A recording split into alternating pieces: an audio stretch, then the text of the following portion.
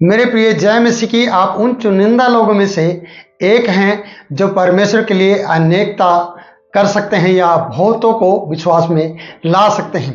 प्रियो, हम एस्तेर की किताब में हैं और एस्तेर की किताब उसका 6 अध्याय और उसके तीसरे पद को हम देख रहे हैं। तीसरे पद के अंदर जब हम पढ़ते हैं तब राजा ने पूछा, इसके बदले मोर्दके की क्या प्रतिष्ठा और बड़ाई की गई। राजा के जो सेवक उसकी सेवा टहल कर रहे थे उन्होंने उसको उत्तर दिया, उसके लिए कुछ भी नहीं किया गया।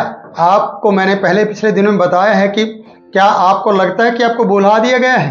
प्रियो, थोड़े समय के लिए बस शायद राजा भूल गया है, शायद प्रतिष्ठा करने वाले भूल गए होंगे, थोड़े समय के लिए, ज़्यादा समय के लिए नहीं। जब आप परमेश्वर के नज़दीक जाएंगे, परमेश्वर उन बातों को भी उजागर करेगा जो आपके लिए आशीष की बातें होंगी। जैसे कि हम मोर्दके के लिए और उसके जीवन के बारे में और पूरी यहूदी समाज के लिए देखने जा रहे हैं कि राजा ने इतिहास की पुस्तक मंगवाई और उसको पढ़वाया और वहाँ पर मोर्दके के बारे में लिखा पाया, जो बताया गया था कि बिकताना और तरेस जो राजा के ऊपर हाथ उठाना चाहते थे, राजा के विरुद्ध में थे, राजा को मारना चाहते थे, उनको वृक्ष पर लटकाया गया था और मोर्दके ने इस बात को प्रकट किया था। और उस वक्त तो किताब उठाई गई इतिहास की और उसमें लिख दिया गया और उसको बंद कर दिया गया। लेकिन आपने सोचा होगा या मोर्दके ने सोचा होगा, अरे क्या हुआ, मुझे कोई इनाम नहीं दिया गया। पर कोई बात नहीं, इस बात से मैं कुछ नहीं कहना चाहता, पर मैं इतना जरूर कहना चाहता हूँ, जब आपको सचमुच में इनाम और आदर और सम्मान की जरूरत हो, जब आपको कोई नीचा दिखाने की कोशिश कर रहे हो, तब परमेश्वर आपको ऊंचा करेगा। इसलिए नीचा करने वाले लोग हमेशा शर्मिंदे होंगे, लेकिन ऊंचा करने वाले हमेशा ऊंचे पर जाएंगे और परमेश्वर की महिमा और बड़ाई करेंगे। आज वो समय आ गया है प्रियो मोर्दके के लिए कि वहां पर रात को राजा को नींद नहीं आ रही है। इतिहास की पुस्तक से राजा को बताया जा रहा है मोर्दके के बारे में, और राजा ने मोर्दके के बारे में पूछा है उसकी क्या प्रतिष्ठा की गई, इसके बदले में उसकी बड़ाई की गई है या नहीं की गई है। तो इन लोगों ने कहा जो उसकी सेवा टहल कर रहे थे, नहीं, राजा उसके बारे में कुछ भी नहीं किया गया।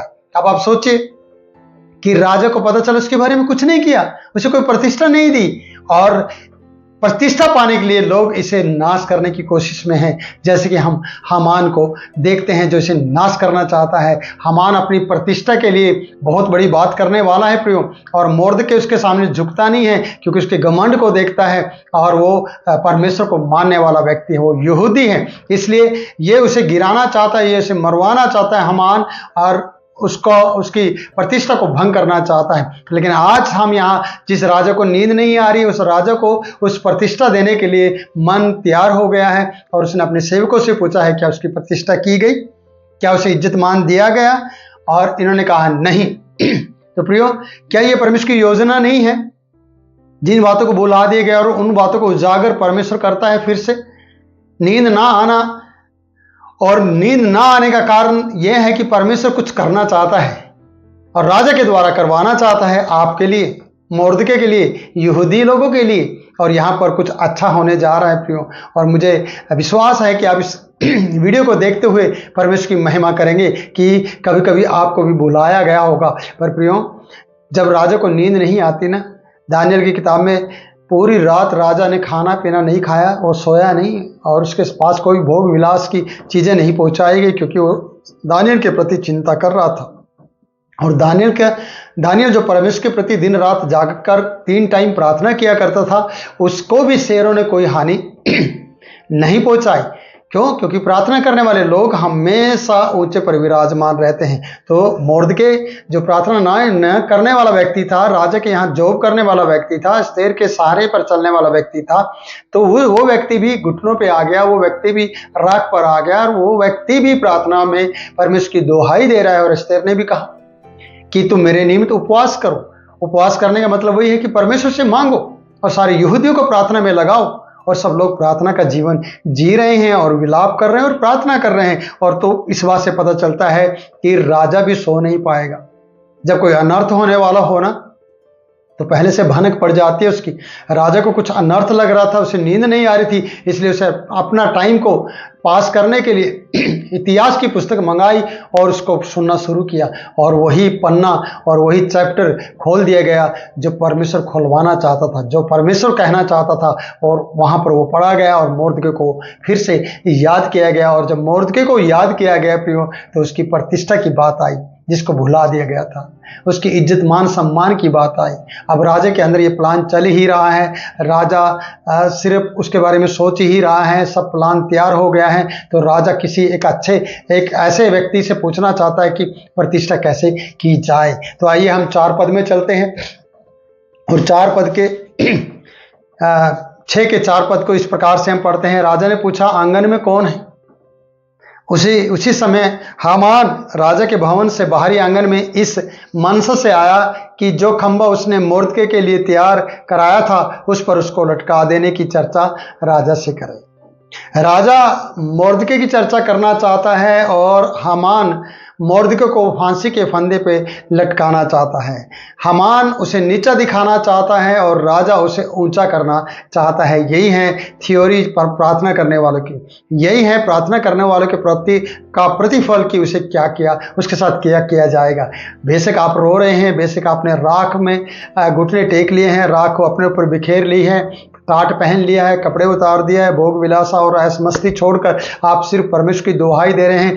याद रखना, परमेश्वर आपके लिए किसी और से आपका काम करवा रहा है। आपको अब मारने का नहीं, बचाने का हुक्म आपके लिए आने वाला है। कारण क्योंकि आप अपना समय फाटक के पास घुटने टेक कर बिता रहे हैं और सत्य जीवित परमेश्वर को आप पुकार रहे हैं। इसलिए परमेश्वर आपके काम को इजी और आसान तरीके से करता हुआ जा रहा है। रात को राजा को नींद ना आना, और फिर उसके बारे में पूछा, प्रतिष्ठा के बारे में पूछा जाना, और फिर जल्दी से बाहर आंगन में कौन है उसके बारे में जानकारी लेना। और बाहर हामान इस बात से राजा से मिलने के लिए उतावली में गया हुआ था कि वो बोझ में जाने से पहले फांसी के 50 फुट हाथ, जो फांसी का फंदा बनाया गया था, खंबा लगाया गया था, वहां पर उसको मोर्दके को लटकाए। और इस तरीके से वो राजा से इजाजत लेने आया हुआ था और राजा मोर्दके के बारे में बात करना चाहता था। देखिए संयोग देखिए, और इस तरीके से मुठभेड़ देखिए, अंदर से जीवन और बाहर से मृत्यु मौत। आप सोचेगा इन दोनों की मुठभेड़ में कौन जीतने वाला है, कौन किसे नीचा दिखाने वाला और कौन किसे ऊंचा करने वाला है। इसमें परमेश्वर का हाथ है, इसमें किसी और की बात नहीं है, इसमें परमेश्वर का हाथ है। मैं आपसे फिर से कह रहा हूं, यहां पर उसकी मनसा है कि मोर्दके को लटकाया जाए, हामान की, और राजा की मनसा है कि उसकी प्रतिष्ठा की जाए। ये बड़ी बात नहीं है प्रियो कि मोर्दके जिसको नीचा दिखाना चाहता था हामान, उसी के थ्रू उसी से पूछा जाएगा क्या करना चाहिए। आइए हम आगे बढ़ते हैं। तो उसने बोला, तब राजा के सेवकों ने उससे कहा, आंगन में तो हामान खड़ा है, क्योंकि वो उसे मरवाना चाहता था। उसने कहा, उसे भीतर बुला कर लाओ, जल्दी से उसे क्या करो, भीतर बुलवा लाओ। प्रियो मैं ये कहना चाहता हूँ कि हामान भीतर आया। 6 पद में, तब राजा ने उससे पूछा, जिस मनुष्य की प्रतिष्ठा राजा करना चाहता हो उसके लिए क्या करना उचित होगा। सवाल किया, जिस मनुष्य की प्रतिष्ठा राजा करना चाहे। अब हामान नहीं जानता कि ये किसके बारे में बात हो रही है। हामान इतना जानता कि कल मुझे बोझ पर बुलाया गया है, मेरे अलावा किसकी प्रतिष्ठा राजा करना चाहेगा, क्योंकि पूरे राज्य भर से, पूरे देश के अंदर से किसी को भी रानी एस्तेर की तरफ से नेवता नहीं मिला है। फिर कैसे राजा किसी और की प्रतिष्ठा करेगा? मेरे अलावा वो प्रतिष्ठा किसी और की करना नहीं चाहेगा। इसलिए राजा ने पूछा, जिस मनुष्य की राजा प्रतिष्ठा करना चाहता हो उसके लिए क्या करना उचित होगा। हामान ये सोचकर कि मुझसे अधिक राजा किसकी प्रतिष्ठा करना चाहेगा, जैसे मैंने पहले बताया है। 7 पद ये बताता है कि राजा को उसने उत्तर दिया, जिस मनुष्य की प्रतिष्ठा राजा करना चाहता हो। देखिए, अपने बारे में सोचना, पहले विचार अपने बारे में आया कि मेरे अलावा किसकी प्रतिष्ठा होगी। तो आप जब अपने बारे में सोचते हैं ना, तो आप बढ़ा चढ़ाकर बात करते हैं।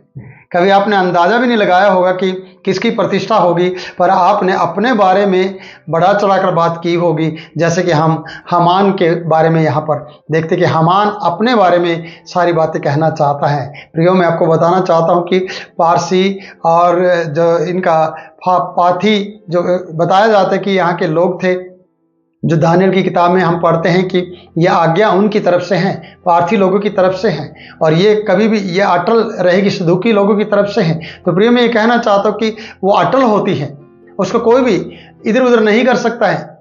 तो सोच के देखिए कि राजा जो आज्ञा दे देता है उसको कोई टाल नहीं सकता है।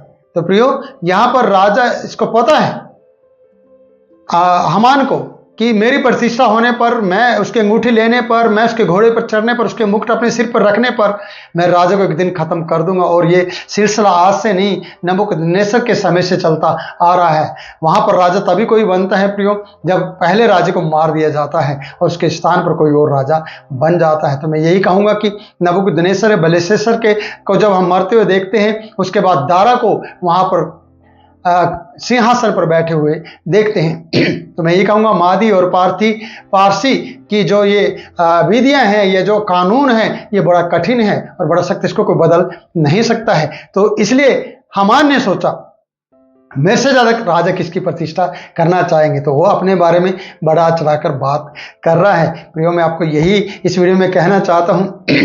जिन बातों के कारण से आप चिंतित होंगे कि मेरी बारे में चिंता नहीं की राजा ने, मैंने उसका बचाव किया, और प्रियो आप उस वक्त तो आशीष पाने की कोशिश कर रहे होंगे, लेकिन परमेश्वर ने कहा जो तूने राजा को ये खबर दी वो मेरी ओर से थी कि तू राजा को ये बात बताए, या तेरी बात एस्तेर रानी तक और एस्तेर तेरा नाम लेते हुए राजा के पास इस बात को पहुंचाए। और राजा के पास वो बात पहुंची थी, पर उसी वक्त परमेश्वर ने वो रिजल्ट नहीं आने दिया। परमेश्वर इंतजार कर रहा था मोर्दके का और पूरी यहूदी जाति का कि वो गुलामी में रहते हुए, जिन्होंने अपना घर बार और परिवार बसा लिए थे, जो वहीं पर आज़ादी के साथ और गुलामी के में रहते हुए अपना बिजनेस कर रहे थे, उन लोगों को परमेश्वर कहना चाहता था कि आज आपके पास मौका है, फिर से मेरे पास लौट आओ और प्रार्थना में अपना समय बिताओ। लेकिन कोई भी यहूदी यहाँ तक कि मोर्दके भी प्रार्थना का जीवन नहीं जी रहा था। तो फिर परमेश्वर के अपने तरीके हैं प्रार्थना करवाने के, परमेश्वर के अपने तरीके हैं उनको सही राह पर और मार्ग पर लाने के। तो परमेश्वर ने यहूदियों को और मोर्दके को घुटनों पर लाया, और घुटने पर जब वो आए तो परमेश्वर ने जैसे नीचा दिखाना चाहता था उसकी जगह पे मोर्दके को लाने के लिए राजा के मन में वो प्लान और योजना डाल दी है, जो राजा हामान से पूछ रहा है कि राजा जिसकी प्रतिष्ठा करना चाहे तो उसको प्रतिष्ठा किस तरीके से की जाए, किस तरीके से उसके लिए उचित होगा। तो आप सोचिएगा, अगले पदों में हम 7 को भी और 8 को भी लेंगे और फिर मैं आपसे बात करूंगा। तो फिर मैं आपसे यही कहना चाहता हूं कि आपको भुलाया नहीं गया है, लोगों ने भुला दिया है, लेकिन परमेश्वर उन्हीं लोगों को याद दिलाएगा आपकी भलाई को। तो मैं यहीं पर समाप्त करता हूं, फिर मिलूंगा नई वीडियो में नए वचन के साथ। तब तक के लिए मैं आपसे इजाजत चाहता हूं। जय यीशु।